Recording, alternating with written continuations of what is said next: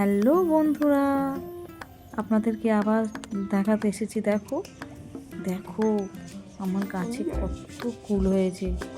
দেখে না আপনারা, বেশি বড় গাছ না, ছোট্ট একটা কুল গাছ।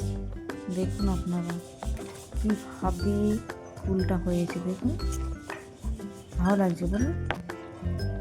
এইরকম আপনারা কি কুল পেতে চান তো আজই চলে যান নার্সারি বাগানে, একটা ড্রাম কিনে আনুন আর একটা কুল গাছ কিনে আনুন, এনে ড্রামের মধ্যে চারা গাছটা রোপণ করে বসিয়ে দিন।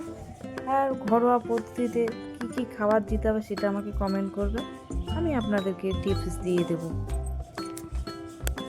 দেখো গাইস, ভালো লাগছে না ফুল গাছটা?